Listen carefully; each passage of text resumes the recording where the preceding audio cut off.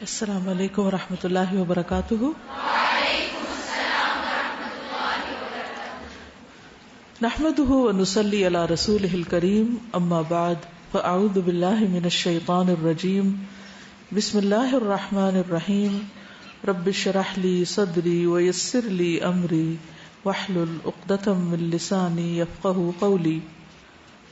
حدیث نمبر 100 عن عبد الله بن بسر يقول قال النبي صلى الله عليه وسلم طوبى لمن وجد في صحيفته استغفارا كثيرا، رواه ابن ماجہ کتاب الادب۔ عبداللہ بن بسر رضی اللہ عنہ سے روایت ہے، رسول اللہ صلی اللہ علیہ وسلم نے فرمایا، مبارک ہو اس کو جو اپنے نامہ اعمال میں استغفار کثرت سے پائے۔ عن عبداللہ بن بسر یقول قال النبی صلی اللہ علیہ وسلم طوبى لمن وجد فی صحیفته استغفارا کثیرا، رواہ ابن ماجہ کتاب الادب۔ طوبہ کہتے ہیں نا، مبارک ہو، خوشخبری ہو اس شخص کے لیے جس کے صحیفہ یعنی نامہ اعمال میں کثرت سے استغفار موجود ہو۔ انسان چونکہ ہر دم غلطی کرتا رہتا ہے تو اس کو توبہ کرنی ہوتی ہے، اور توبہ کے لیے جو ایک فارمل طریقہ ہے وہ کیا ہے؟ استغفار کرنے کا، یعنی باقاعدہ بخشش مانگی جائے، ٹھیک ہے نا، اللہ سے بخشش مانگنا۔ تو جو شخص کثرت سے بخشش مانگتا ہے، obviously اسی کے نامہ اعمال میں بہت زیادہ استغفار ملے گی۔ تو اگر آپ امیجن کریں کہ آپ کے ایک دن کے جو سارے اعمال ہیں یا ان کی جو کہانی ہے صبح سے شام تک کی، مثلا کل ہی کے دن کو دیکھ لیجئے یا پچھلے کسی ایک اور دن کو، یا آج صبح سے لے کے اب تک۔ صبح سے لے کے اب تک کی بات اس لیے بھی بہت اہم ہے کہ کل ہی ہم نے توبہ کے بارے میں پڑھا، اور توبہ کے لیے استغفار کرنا ضروری ہوتا ہے۔ تو ہم سب دیکھیں کہ ہمارے نامہ اعمال میں، ہمارے ایک دن کی ڈائری میں کتنی بار استغفار شامل ہوئی، ہم نے کتنی بار استغفار کیا، یعنی لفظ استغفر اللہ، یا اللہم اغفر لی، یا رب اغفر لی، یا اللہ مجھے معاف کر دے، کتنی بار کہا؟ کیونکہ جتنی بار کہیں گے اتنی بار ہی لکھا جائے گا، یعنی جتنی بار معافی مانگیں گے، استغفار کریں گے، وہی موجود پائیں گے۔ اور اس کے برعکس دیگر باتیں کتنی ہیں، کہ کیا کیا چیز ہے اس میں۔ اصل بات یہ ہے کہ ہم فالتو باتوں کے اتنے عادی ہو چکے ہیں کہ جو کرنے کی بات ہے اس کے لیے وقت کم رہ جاتا ہے، کیونکہ وقت تو اتنا ہی ہے نا۔ تو آپ چاہیں تو اس میں اچھی باتیں کر لیں، استغفار کر لیں، اللہ کا ذکر کر لیں، یا کسی کو فائدہ پہنچانے کا کوئی کام کر لیں، اور چاہیں تو ادھر ادھر کی اپنی کہانیاں سناتے ہوئے وقت گزار دیں، کیونکہ بولنا تو ہم نے ہے ہی، وہ تو ہماری فطرت میں کہ ہم نے بولنا ہے، اور صبح سویرے بولنا شروع کر دیتے۔ ذکر کا جو وقت ہے، جس وقت ساری کائنات یا زمین آسمان کی ہر چیز ایک طرح سے ذکر میں مصروف ہوتی ہے، چڑیا پرندے ہر چیز چہچہا رہی ہوتی ہے، اور دراصل کیا کر رہے ہوتے ہیں؟ اللہ کی تسبیح ہی کر رہے ہوتے ہیں۔ تو ہم تو اس وقت بھی باز نہیں آتے باتیں کرنے سے، فالتو باتیں، تو باقی دن تو پھر ہے ہی باتوں کا۔ تو ہم سب کو اپنا محاسبہ کرنے کی ضرورت ہے، اور اپنے لیے ایک سوال لکھ کے رکھ سکتے ہیں کہ میں نے آج کتنی بار استغفار کی۔ نبی صلی اللہ علیہ وسلم کتنی بار کیا کرتے تھے؟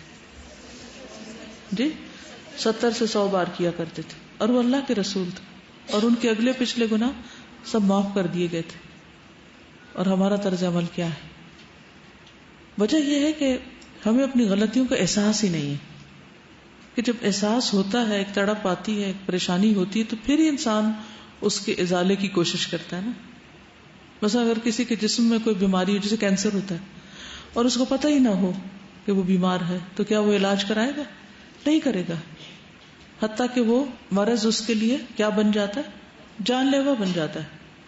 کیونکہ ہمیں غلطی کا اعتراف کر کے اس کی اصلاح کرنے کی بجائے کس چیز کی عادت ہے؟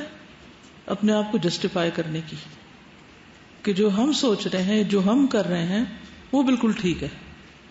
ہر چیز کی کوئی نہ کوئی تعویل کر لیتے ہیں، تو جب غلطیوں کی تعویل کرتے چلے جائیں گے تو پھر نتیجہ کیا نکلے گا؟ پھر توبہ کی توفیق نہیں ہوگی، توبہ کے لیے شعوری کوشش نہیں ہوگی، اور جب وہ کوشش نہیں ہوگی تو استغفار کہاں سے کریں گے، اور پھر وہ کریں گے نہیں تو نامہ اعمال میں کہاں سے آئے گا، اور اگر نہیں آتا تو پھر وہ مبارک کس کے لیے اور خوشخبری کس کے لیے؟ تو ہر چیز دوسرے کے ساتھ ریلیٹڈ ہے نا، ایک عمل دوسرے عمل کے ساتھ ایک چین ہوتی ہے پوری. تو جو بخشش مانگتا ہے اور ندامت کے آنسو گرتے ہیں اس کے، اور وہ کہتا ہے کہ اللہ تو مجھے معاف کر دے، تو اس کے لیے اللہ کا پھر وعدہ ہے کہ اللہ اسے معاف کرے گا. حدیث میں آتا ہے رسول اللہ صلی اللہ علیہ وسلم نے فرمایا، شیطان نے اپنے رب عز و جل سے کہا، مجھے تیری عزت اور جلال کی قسم، میں تیرے بندوں کو اس وقت تک گمراہ کرتا رہوں گا جب تک ان کے جسم میں روح رہے گی. یعنی جب تک مر نہیں جاتا بندہ، روح نکل نہیں جاتی، اس وقت تک ابلیس اپنا کام نہیں چھوڑتا، کہتا میں کرتا رہوں گا گمراہ. اور اللہ عز و جل نے فرمایا، مجھے اپنی عزت اور جلال کی قسم، جب تک وہ مجھ سے معافی مانگتے رہیں گے میں انہیں معاف کرتا رہوں گا. لیکن دیکھیے ہم تھوڑی سی ہمیں تکلیف ہو جاتی ہے، سر دردی ہو جاتا ہے یا بخار ہو جاتا ہے، تو کیا اس میں ہماری ہمت توفیق باقی رہتی ہے کہ ہم پھر بھی استغفار کرتے رہیں یا دعا مانگیں یا کوئی ذکر کریں؟ عموماً کیا ہوتا ہے جب ایسی کیفیت ہوتی، ہم سب کچھ بھول جاتے ہیں.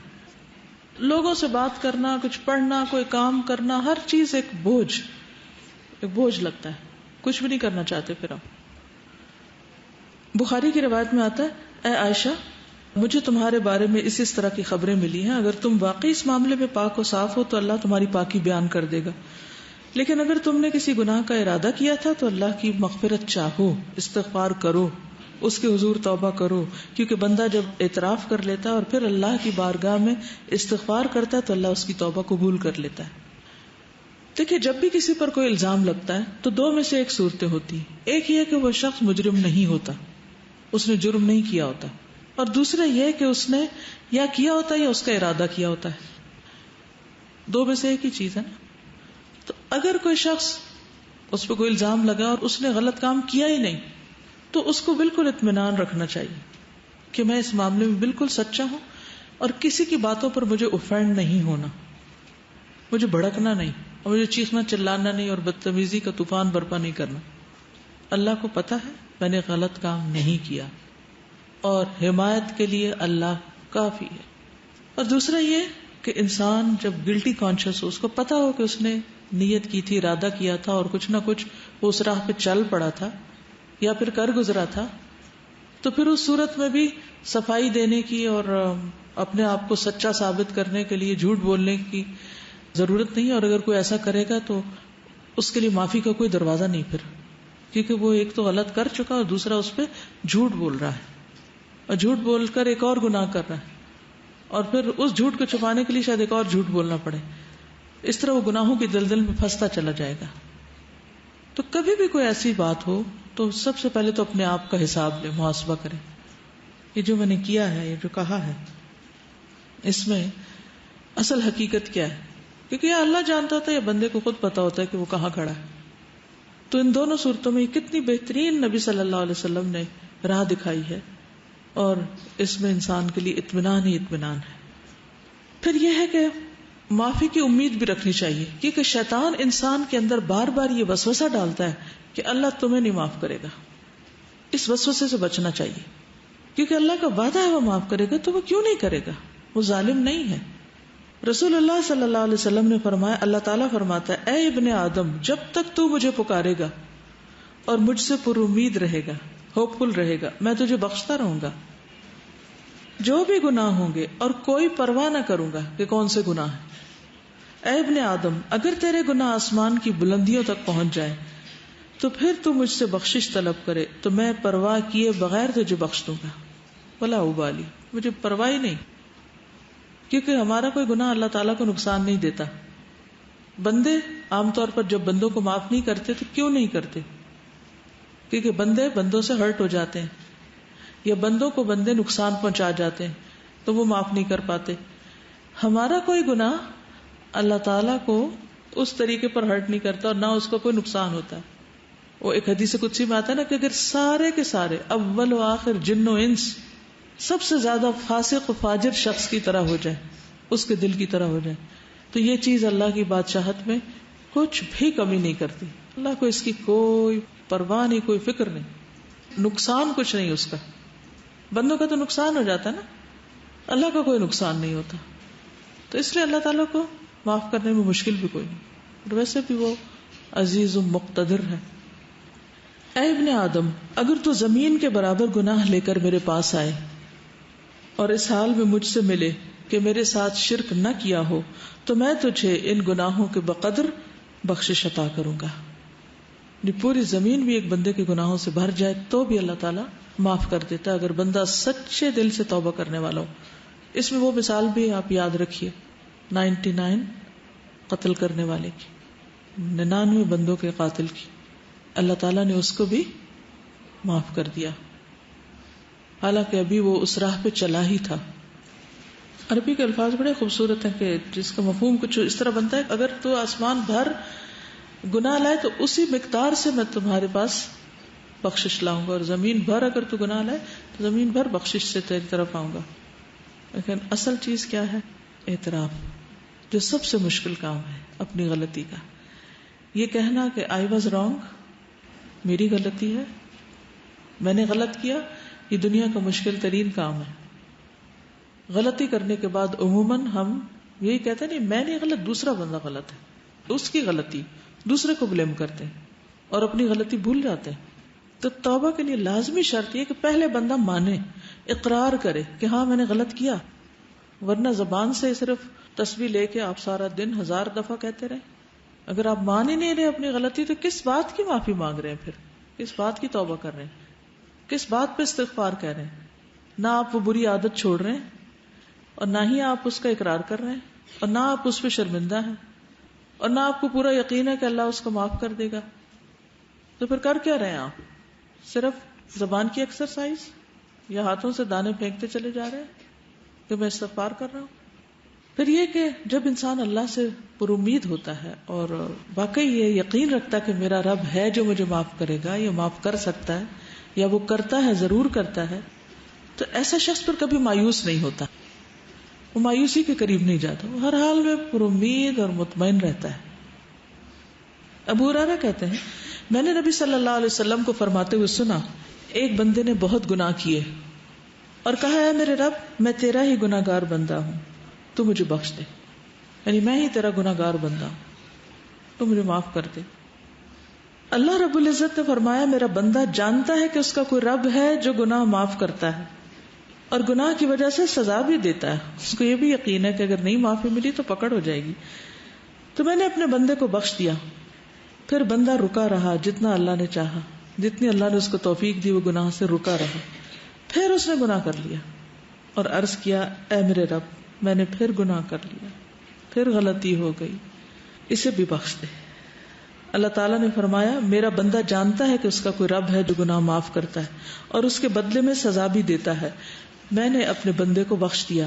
پھر جب تک اللہ نے چاہا بندہ گناہ سے رکا رہا، پھر اس نے گناہ کر لیا اور اللہ کے حضور عرض کیا اے میرے رب میں نے پھر گناہ کر لیا، تو مجھے بخش دے. اللہ تعالیٰ فرماتا ہے میرا بندہ جانتا ہے اس کا ایک رب ہے جو گناہ معاف کرتا ہے اور اس کی سزا بھی دیتا ہے.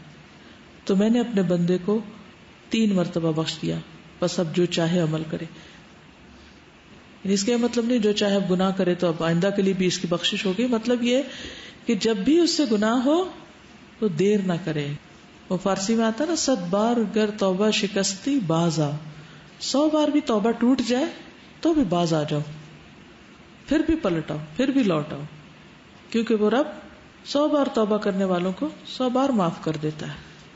تو اس بات کا یقین کہ اللہ تعالیٰ معاف کر دے گا، اور یہ سراسر اس کے اپنے اختیار میں بھی ہے. یغفر لمن یشاء ویعذب من یشاء. رونا کس بات پہ آنا چاہیے کہ اللہ یہ سب تیرا فیصلہ ہوگا، اگر تو نے معاف نہ کیا تو میرے پاس تو کوئی اور دروازہ نہیں کہ میں وہاں جا کے معافی مانگوں، تجھے کو معاف کرنا ہے اور تو معاف کر دے. تو اس کے لیے تڑپنا بھی چاہیے، یعنی اس کو کھیل نہیں بنا لینا چونکہ اللہ نے معاف کر دینا اس لیے گناہ کر لو اور کرتے چلے جاؤ. کیا پتا کہ توبہ کی توفیق بھی پھر ہوتی ہے یا نہیں. اس امید پہ گناہ نہیں کرنے چاہیے، ہمیشہ اعتراف کی روش پہ چلتے جانا چاہیے. نبی صلی اللہ علیہ وسلم نے لوگوں کو استغفار کی ترغیب بھی دلائی ہے متعدد بار. مثلا ایک بار آپ نے فرمایا، قسم اس ذات کی جس کے قبضہ قدرت میں میری جان ہے، اگر تم گناہ نہ کرتے تو اللہ تعالیٰ تمہیں لے جاتا اور ایسے لوگوں کو لاتا جو گناہ کرتے پھر معافی مانگتے تو اللہ ان کو معاف کر دیتا، کیونکہ اللہ تعالیٰ کو معاف کرنا پسند ہے. انسانوں کو معاف کرنا پسند نہیں، انسان معاف کرنا پسند نہیں کرتے، لیکن اللہ تعالیٰ معاف کرنے سے محبت رکھتا ہے، وہ معاف کرنا چاہتا ہے. شرط یہ ہے کہ کوئی شخص واقعی پر معافی مانگے. اب آپ دیکھیے کہ غلطی کس سے ہوتی ہے، غلطی کون کرتا ہے؟ عام روزمرہ زندگی میں دیکھیے کون غلطی کرتا ہے؟ جو عمل کرتا ہے، جو کوئی کام کرتا ہے، جو کچھ کرے گا اس سے ہی غلطی ہوگی نا. جو کام ہی نہیں کرے گا اس سے کیا غلطی ہونی ہے؟ ویسے برتن کس سے ٹوٹتا ہے؟ جو برتن استعمال کرتا ہے. اور جس نے صرف سجا کے رکھے ہوئے الماری میں، اس سے تو نہیں ٹوٹیں گے، اس کے تو بچے رہیں گے. اسی طرح باقی غلطیوں پر بھی آپ نظر ڈالیے. انسانوں کے حق میں بھی ہم سے غلطیاں کب ہوتی ہیں؟ جب ہم ان سے تعلق رکھتے ہیں تو پھر ہم سے غلطیاں ہو جاتی ہیں. اور اگر ہم تعلق ہی نہ رکھیں کسی سے، مثلا ایک شخص جو اس وقت سڑک پر جا رہا ہو، اس سے ہماری کوئی ناراضگی ہے؟ ہم نے اس کو کوئی نقصان کیا یا اس کو کوئی دل دکھایا؟ نہیں. کیوں؟ کوئی تعلق ہی نہیں ہمارا اس سے. لیکن اپنی بہن سے پوچھئے، اپنی امی سے پوچھئے، اپنے بھائی سے پوچھئے، اپنے ہسبینڈ سے پوچھئے، اپنے بچوں سے پوچھئے، وہ کیا کہیں گے؟ ان کے پاس ہوں گے آپ کے لیے شکایتیں آپ کے خلاف، یا آپ سے کبھی نہ کبھی ہرٹ ہوئے ہوں گے. کیوں؟ کیا وجہ؟ کیونکہ ان سے تعلق ہے آپ کا. تو اللہ تعالیٰ کو کیسے بندے پسند ہیں؟ وہ جو کسی سے تعلق نہ رکھے اور سب سے کٹ کے ایک طرف بیٹھ جائے اور کوئی غلطی نہ کرے، نہ کسی کو ہرٹ کرے، نہ کسی سے کوئی معاملہ کرے، وہ پسند ہے. کون لوگ زیادہ بہتر ہیں؟ جو لوگوں سے ملتے جلتے رہیں اور ان کی طرف سے پہنچنے والی تکلیفوں پر درگزر کریں. وہ زیادہ بہتر ہیں بنسبت اس کے کہ نہ وہ کسی سے بات کریں نہ کسی کو ہرٹ کریں. تو جب آپ کسی سے معاملہ کریں گے تو ایک دوسرے کی کوئی بات بری بھی لگ جائے گی. اچھا، انسانی نفس بڑا عجیب ہے، بعض اوقات بلا وجہ کسی کی بات بری لگ جاتی ہے اور بعض اوقات کسی کی بڑی بڑی بات کی پرواہ نہیں ہوتی ہے نا ایسے. تو پھر تو ہم نے اپنے آپ کو بھی نہیں سمجھا. ہم خود بھی کسی ایک چیز پر نہیں ہیں، ہم تو اپنے لیے بھی معمہ ہیں، تو دوسروں کے لیے تو ہے ہی ہیں. تو اس لیے کبھی کوئی ہمارے بارے میں مس انڈرسٹینڈ کر جائے تو اس کو ایشو نہ بنائے، ٹھیک ہے؟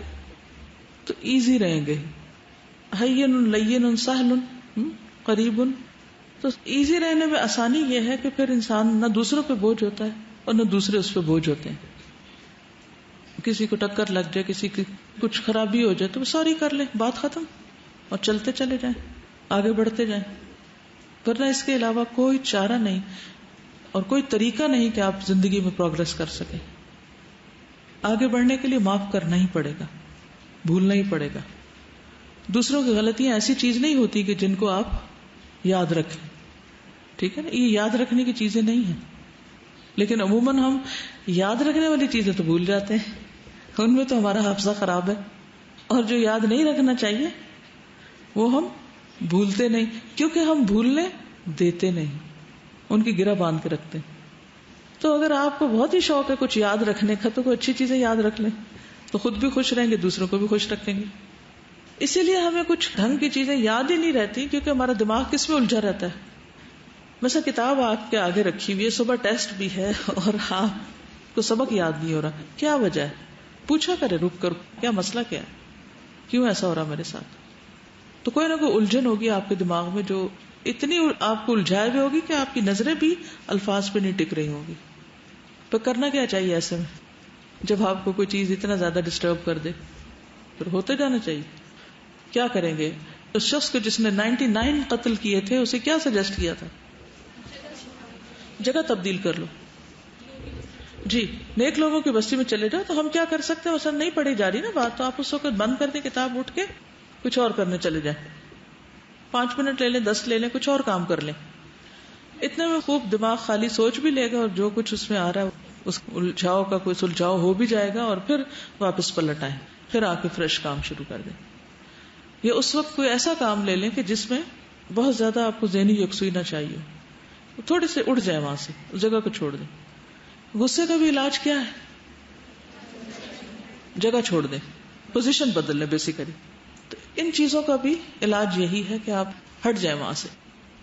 پھر اللہ سبحانہ وتعالیٰ قرآن پاک میں فرماتے ہیں افلا یتوبون الی اللہ ویستغفرونہ، کیا وہ اللہ سے توبہ نہیں کریں گے، استغفار نہیں کریں گے. واللہ غفور الرحیم، اور اللہ غفور الرحیم ہے. صلی اللہ علیہ وسلم کو حکم دیا گیا واستغفر اللہ ان اللہ کان غفور الرحیم، اور اللہ سے بخشش طلب کیجئے، اللہ تعالیٰ یقیناً بہت بخشنے والا، رحم فرمانے والا ہے. سب لوگوں کو حکم دیا گیا توبوا الی اللہ جميعا، اور وَأَنِ اسْتَغْفِرُوا رَبَّكُمْ ثُمَّ تُوبُوا إِلَيْهِ. سورۃ ہود میں ہود علیہ السلام نے اپنی قوم کو کہا تھا کہ اپنے پروردگار سے معافی مانگو اور اس کے حضور توبہ کرو. پھر نوح علیہ السلام نے بھی کہا فَقُلْتُ اسْتَغْفِرُوا رَبَّكُمْ إِنَّهُ كَانَ غَفَّارًا يُرْسِلِ السَّمَاءَ عَلَيْكُمْ مِدْرَارًا. ہود علیہ السلام نے کہا وَيَا قَوْمِ اسْتَغْفِرُوا رَبَّكُمْ ثُمَّ تُوبُوا إِلَيْهِ. شعیب علیہ السلام نے کہا وَاسْتَغْفِرُوا رَبَّكُمْ ثُمَّ تُوبُوا إِلَيْهِ. نبی صلی اللہ علیہ وسلم نے اپنی قوم کو استغفار سکھائی نہیں، اپنے لوگوں کو. نبی صلی اللہ علیہ وسلم کے پاس جب کوئی آ کے یہ کہتا یا رسول اللہ صلی اللہ علیہ وسلم جب میں اپنے پروردگار سے دعا کروں تو کیا کہا کروں، تو آپ نے فرمایا کہو اللہم اغفر لی وارحمنی واہدنی وارزقنی، اے اللہ مجھے معاف کر دے، مجھ پر رحم فرما، مجھے ہدایت دے، مجھے رزق دے.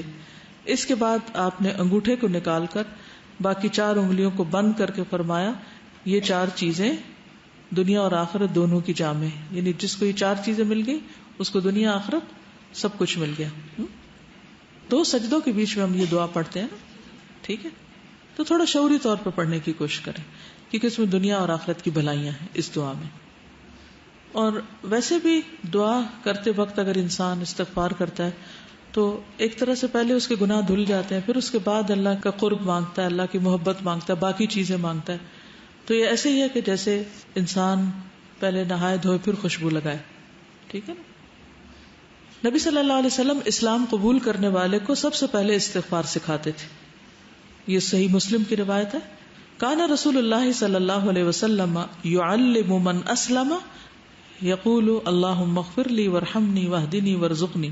ٹھیک ہے، جب کوئی مسلمان ہوتا تو آپ اس کو یہ کلمات سکھاتے کہ یہ مانگو. پھر ایمان والوں کی صفت بھی یہی ہے وبالاسحار هم یستغفرون والمستغفرین بالاسحار، سورۃ آل عمران میں آتا ہے. خاص طور پر عورتوں کو استغفار کا حکم دیا گیا. حدیث یاد ہے کسی کو؟ اور کیوں دیا گیا؟ صحیح مسلم کی روایت ہے رسول اللہ صلی اللہ علیہ وسلم نے فرمایا اے عورتوں کے گروہ صدقہ کرتی رہا کرو اور کثرت سے استغفار کرتی رہا کرو. یعنی ہم خواتین کو اور بھی زیادہ استغفار کی ضرورت ہے کیونکہ میں نے دوزخ والوں میں زیادہ تر عورتوں کو دیکھا ہے. ان عورتوں میں سے ایک عقل مند عورت نے عرض کیا کہ ہمارے کثرت سے دوزخ میں جانے کی وجہ کیا ہے. ان سے سوال کیا، آپ نے فرمایا تم لعنت کثرت سے کرتی ہو، یعنی لعن تان، دوسروں کو بلیم کرنا، دوسروں کو برا بھلا کہنا، اور اپنے خاوند کی ناشکری کرتی ہو. ناشکری بھی نا ایک عادت ہوتی ہے، کسی حال پہ راضی نہ ہونا، کسی کا احسان نہ ماننا. پھر اسی طرح یہ ہے کہ ہمیں صرف اپنے لیے نہیں دوسروں کے لیے بھی استغفار کرنی چاہیے. وہ بھی ہم نماز میں کرتے ہیں، اسے بھی تھوڑا سا شعور کے ساتھ کیجیے. کیا کہتے ہیں؟ ربنا اغفر لی ولوالدی وللمؤمنین یوم یقوم الحساب. ٹھیک ہے. خصوصاً جب کوئی فوت ہو جائے تو اس کی بخشش کی دعا کرنی چاہیے. نجاشی جب فوت ہو گیا تھا تو نبی صلی اللہ علیہ وسلم نے صحابہ سے کہا تھا کہ استغفروا لاخیکم، اپنے بھائی کے لیے استغفار کرو، یعنی اس کی مغفرت کی دعا کرو. حسن بصری کہتے ہیں کثرت سے استغفار کرو، اپنے گھروں میں، اپنے دسترخوانوں پر، اپنے راستوں میں، بازاروں میں، مجلسوں میں، جہاں بھی تم ہو. تمہیں نہیں معلوم کہ کہاں بخشش نازل ہو جائے، کہاں اللہ تعالیٰ بخش دے. کیونکہ حدیث ہے نا توبہ، یعنی خوشخبری کس کے لیے؟ لمن وجد فی صحیفتی استغفارا کثیرا، جس کے صحیفے میں، جس کے اعمال نامے میں کثرت سے استغفار ہو. تو پھر ہر موقع پہ، ہر مجلس میں، ہر جگہ انسان کرتا رہے. اور پھر برائی کرتے ہی ساتھ ہی کر لے، لیکن صرف برائی کرتے ہی نہیں، نیکی کے بعد بھی نیکی کا کام کر کے بھی. کیوں؟ وہ کیوں؟ جیسے نماز کے بعد ہم سلام پھیرتے ہیں نا، تو سب سے پہلے کیا کرتے ہیں؟ اللہ اکبر، استغفر اللہ. واہ، کیوں؟ آپ نماز کے اندر بھی غلطیاں ہوتی ہیں، نماز کا حق ہی ادا نہیں کرتے. اور شابش، نیک کام کرتے ہوئے ہو سکتا نیت میں کوئی خرابی ہوگی، اور تکبر سے بھی بچتا ہے انسان کہ ہم اس کا حق ادا نہیں کر پائے. یا اللہ تو معاف کر دے، ہمیں جو کرنا چاہیے وہ ہم نے نہیں کیا. اس سے ایروگنس نہیں آئے گی کہ ہم نے بہت کچھ کر لیا. جو کرنا چاہیے تھا وہ کر نہیں پائے. ما عبدناک حق عبادتک، فرشتے کہیں گے نا. اور حقیقت بھی یہی ہے نا، ہم میں سے کون سیٹسفائیڈ اپنے کاموں سے کہ میں تو بہت اچھے کر رہا ہوں. یہ دھڑکا لگا رہتا ہے کہ کل جب کھلے گا اعمال نامہ تو پتہ نہیں کون سا کام کس کوالٹی کا نکلے گا اس میں سے. اول تو نیکیاں کرتے ہی کام ہے، جو کر لیتے ہیں ان کو خراب بہت زیادہ کر دیتے ہیں، مختلف چیزوں سے ان کو ستیہ ناش بھی کرتے ہیں یا ان کی شکل بگاڑ دیتے. تھوڑا سا کام کر لیتے ہیں تو بس چین نہیں پاتے جب تک لوگوں کو بتا نہ بیٹھے کہ یہ میں نے کیا تھا. یہ جیسے ابھی بات ہوئی تھی نا کہ اگر کوئی بات کر رہا ہو تو میں تو پہلے سے ہی کرتا ہوں، مجھے تو پہلے ہی پتا ہے، یہ تو میں پہلے سے جانتا ہی ہوں، یہ تو مجھے آتی ہے، یہ میں نے ہی تو کیا تھا. عموماً کیا جملے ہوتے ہیں؟ ہاں، کیا اللہ تعالیٰ نہیں دیکھ رہا اس وقت کہ ہمیں اصل شوق کس بات کا ہے، اصل شوق کس چیز کا ہے، اور کیا محرک ہے، کس جذبے سے لگے ہوئے ہیں. تو اس لیے اس پہ بھی بہت راضی ہو جانے کی ضرورت نہیں. کوئی بھی چاہے صدقہ خیرات کرے، کچھ بھی کام کرے، کوئی بھی، تو ڈرتے ہوئے. والذین یؤتون ما آتوا وقلوبهم وجلۃ. تو اہل ایمان تو وہ ہوتے ہیں کہ جو کرتے ہیں اور ان کے دل ڈر رہے ہوتے ہیں، نیکی کرتے ہوئے ڈر رہے ہوتے ہیں کہ پتہ نہیں کس کوالٹی کی ہے یہ. سال میں سب سے زیادہ بخشش کب ہوتی؟ رمضان کے علاوہ یوم عرفہ. عرفہ کے دن سب سے زیادہ لوگوں کی معافی ہوتی ہے، اور شیطان اپنے سر میں مٹی ڈالتا ہے، روتا ہے، چیختا ہے، چلاتا ہے. آپ کو پتہ ہے کہ عرفات سے واپس آنے کے بعد کیا کرنے کو کہا گیا؟ آیت پڑھے، ثم افیدوا واستغفر اللہ. اس وقت بھی کیا کرو جب عرفات سے لوٹ رہے ہو تو یہ نہ کہو بس اب تو سب معاف ہو گیا، میں آرام کی نیند سوں جا کے. پھر بھی واپسی پہ ذکر کیا ہونا چاہیے؟ اس وقت بھی کیا کہتے رہو، کیونکہ یہ بہت بڑی مشکل ہے کہ نیکی کرتے ہی ساتھ ہی شیطان اندر آ جاتا ہے اور وہ انسان کو نا پھلا دیتا ہے. تم نے تو کارنامہ کر لیا، تم نے تو بہت بڑا تیر مارا، اور پھر اتنی کہانیاں سناتے ہیں، یوں ہم نے عرفات میں کیا، ایسے ہم نے کیا، ایسے. کہا ثم افیدوا من حیث افاض الناس واستغفر اللہ ان اللہ غفور رحیم. سزا مجھے یہ خیال اس چیز کا آ رہا تھا کہ مطلب ہم لوگ اتنے سیلف سینٹرڈ ہو گئے ہیں، اتنے ڈیفینسو ہوتے ہیں اپنے بارے میں کہ بس ہمیں کوئی کچھ کہہ نہ دے. حالانکہ دیکھا جائے تو ہم کیا کر رہے ہوتے ہیں اللہ تعالیٰ کی خاطر. اور جو اللہ تعالیٰ کے بڑے بڑے بندے ہیں، مجھے اس سے یہ چیز یاد آئی تھی کہ حضرت ابراہیم، حضرت اسماعیل علیہ السلام نے جب خانہ کعبہ کی تعمیر کی تھی تو وہ ساتھ ساتھ کیا دعا کر رہے تھے کہ یا اللہ اس کو ہم سے قبول فرما لے. حالانکہ وہ سوچتے کہ یہ تو اتنا بڑا کام کر رہا ہوں تو اس میں ضرورت ہی نہیں کہنے کی. عام طور پہ جب ہم حج وغیرہ کرنے کے لیے جاتے ہیں تو اس وقت یہ سوچنے کی ضرورت نہیں محسوس ہوتی کہ قبولیت کی بھی کوئی شرط ہے یا نہیں، بس چلے جانا ہی کافی ہے یا کچھ کر لینا ہی کافی ہے. تو یہ کافی نہیں ہوتا. اللہ تعالیٰ کو عاجزی بہت پسند ہے، اور ساتھ ساتھ یہ کرنا یہ پھر اعمال کی قبولیت کا سبب بنتا ہے. اگر کوئی بھی نیک عمل کر کے یہ احساس باقی رہے تو پھر تکبر کا سوال ہی نہ آئے کہ انسان نیکیوں پہ کوئی اپنے آپ کو بڑی چیز سمجھنے لگے. ابراہیم علیہ السلام نے بھی دعا مانگی تھی اپنے لیے، والذی اطمع ان یغفر لی خطیئتی یوم الدین. مجھے امید ہے کہ وہ میری خطائیں معاف کر دے گا قیامت کے دن. حالانکہ وہ ابو الانبیاء ہیں، خلیل اللہ ہیں. موسیٰ علیہ السلام نے کیا کہا؟ قال رب انی ظلمت نفسی فاغفر لی فغفر له. یونس علیہ السلام نے لا الہ الا انت سبحانک انی کنت من الظالمین. داؤد علیہ السلام نے کیا کیا؟ وظن داؤد انما فتناہ فاستغفر ربہ وخر راکعا واناب. اللہ کے جتنے بھی نیک بندے ہیں اور بڑے بڑے نیک کام کرنے والے ہیں، ان سے کہیں کوئی بھول چوک ہوئی تو فوراً پلٹے اللہ کی طرف، اور اللہ نے ان کو معاف کر دیا. خود آدم علیہ السلام نے کیا کہا تھا؟ ربنا ظلمنا انفسنا وَإِن لَّمْ تَغْفِرْ لَنَا وَتَرْحَمْنَا لَنَكُونَنَّ مِنَ الْخَاسِرِينَ. نبی صلی اللہ علیہ وسلم کی زندگی میں تو خیر کثرت سے ایسی دعائیں ملتی ہیں.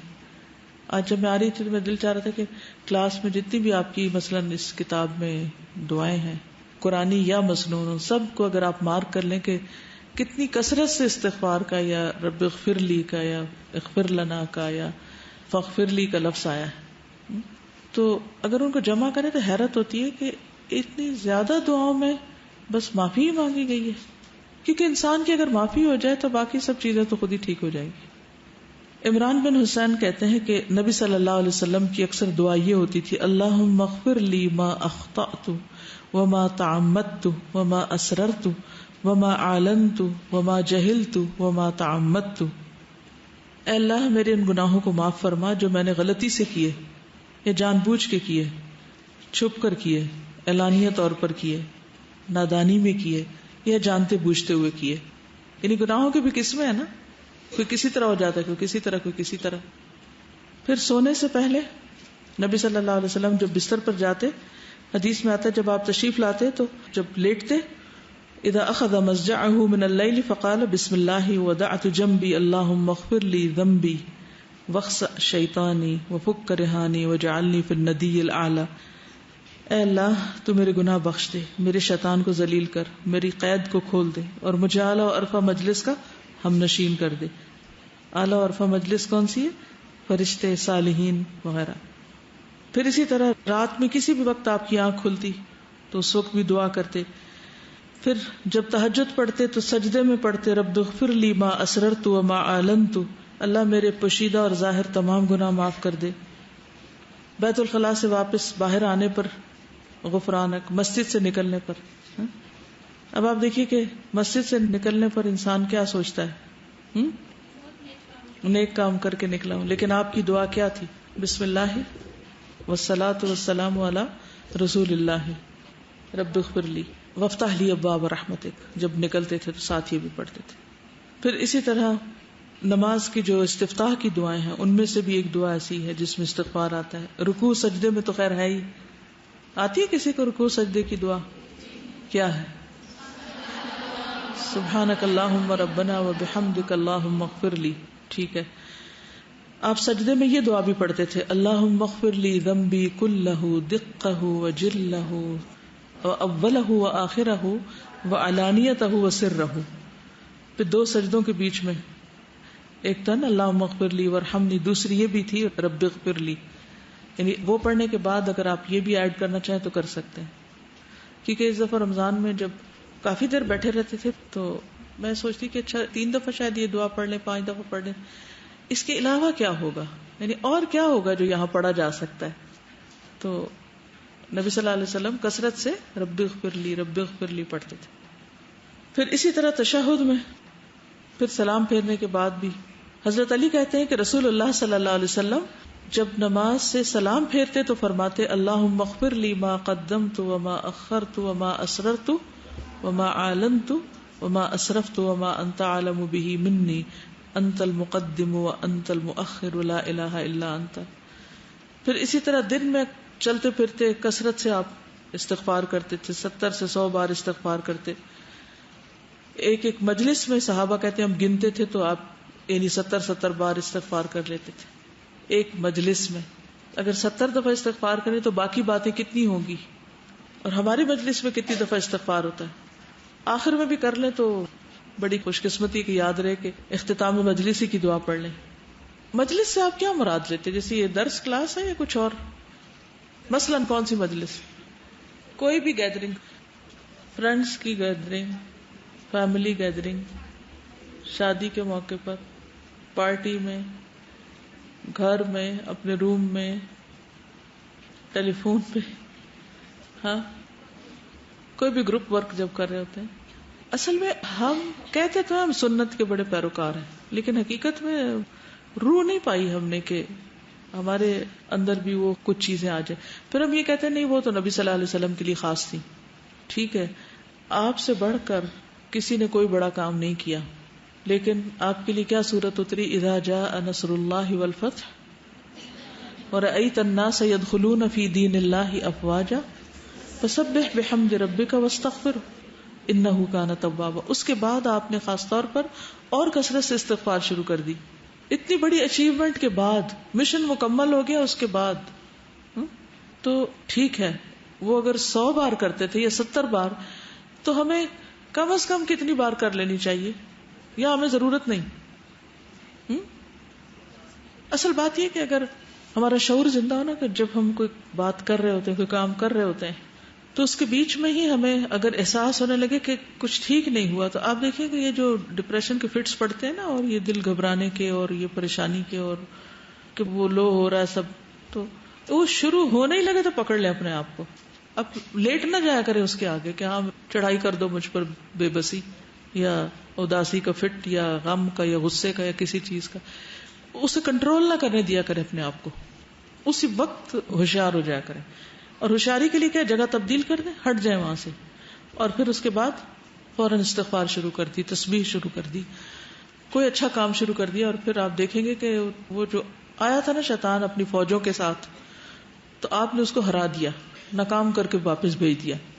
آپ کو پتا نا جب کوئی شخص دین کی طرف آتا ہے تو پھر شیطان اکیلا نہیں، وہ جب ہار جاتا ہے نا، تھک جاتا ہے، تو پھر فوجیں لے کے آ جاتا ہے. آپ نے دیکھا ہوگا جو بچے قرآن حفظ کر رہے ہوتے ہیں ان کو کتنی مشکل ہوتی ہے بیچ میں، اگر آپ میں سے کچھ لوگوں نے کیا ہو، کیونکہ ان کے اوپر زیادہ اٹیک ہوتا ہے، زیادہ اگریسو ہو جاتے ہیں بعض اوقات کہ اس کو تو میں کسی طرح پکڑوں، اس کو تو اغوا کروں. تو اگر کسی کے دروازے پر فوج کھڑی ہو اغوا کرنے کے لیے اس کو، تو وہ کیا کرے گا؟ کسی سے مدد لے گا؟ چھپے گا؟ بچے گا؟ ہاں، مشکل یہ نا کہ نظر نہیں آتی نا یہ فوجیں، لوگ تو ہمیں نظر آ جاتے ہیں تو ہم فوراً دفاع کے لیے کچھ سوچتے ہیں. شیطانی فوجیں نظر نہیں آتی، اس لیے سوچتے بھی نہیں. پھر تو وہ چیزیں محسوس ہوتی ہیں انسان کو، تو اپنے محسوسات پہ نظر رکھا کریں. وہ جو عام طور پر ایک کوشچن لکھا ہوتا ہے نا مختلف سوشل میڈیا وغیرہ کے اوپر کہ واٹس آن یور مائنڈ، کہ کیا سوچ رہے ہو تم اس وقت، تو یہاں لکھ دو، پوری دنیا میں نشر کرو کہ کیا سوچ رہے ہیں. اور آپ پھر دیکھیں کہ لوگ کیا کیا لکھتے ہیں نا، کہ کیا سوچ رہے ہیں، ان کے ذہن میں کیا ہے. اور میں سوچتی ہوں کہ کس قدر لوگ بے وقوف بنائے جاتے ہیں نا، کہ اب کچھ بالکل آپ کی پرائیویٹ فیلنگز ہوتی ہیں، اور جب آپ اس کو لکھ کے دنیا میں نشر کرتے ہیں، یا آپ کی خاص طور پر کچھ چیزیں ایسی ہوتی ہیں کہ جو صرف آپ کے لیے ہوتی ہیں نا، ان کو پبلک کرنا درست نہیں ہوتا. لیکن ہم بے سوچے سمجھے اپنی ہر چیز کو پبلک کر دیتے ہیں، تو نقصان کیا ہوتا ہے؟ پھر اس کے ٹریپ میں آ جاتے ہیں. یہ بھی پھندے ہیں اصل میں، کیونکہ پھر انسان اس سے پھر نکلے کیسے؟ تو جتنے پھندے زیادہ ہوتے ہیں اتنا نکلنا مشکل ہو جاتا ہے ان سے. ایک دن میں کتنی بار استغفار کی جائے؟ ایک بار میں نے کسی کا لیکچر سنا تھا پیس ٹی وی پہ شاید، تو وہ لیکچر دیتے ہوئے تھوڑی دیر بعد گھڑی کی طرف دیکھتے تھے، اور جب انہوں نے کئی بار ایسا کر لیا تو پھر انہوں نے بتایا کہ میں ایسا کیوں کر رہا ہوں. وہ کہتے تھے کہ میں ہر 15 منٹ کے بعد استغفار کرتا ہوں. اگر میں 18 گھنٹے بھی مطلب جاگ رہا ہوں تو ہر گھنٹے میں 4 بار کرنے سے 72 ٹائمز استغفار ہو جائے گا. Very good. کتنی اچھی ٹپ ہے نا کہ ہر 15 منٹ بعد اگر ہم استغفار کا اپنے ساتھ باندھ لیں. گھڑی تو ہم دیکھتے ہی رہتے ہیں، کچھ لوگ تو خبط ہوتا ہے وہ گھڑی دیکھنے کا، تو اس کے ساتھ اگر یہ باندھ لیں تو دن میں کم از کم ایک سنت تو پوری ہو.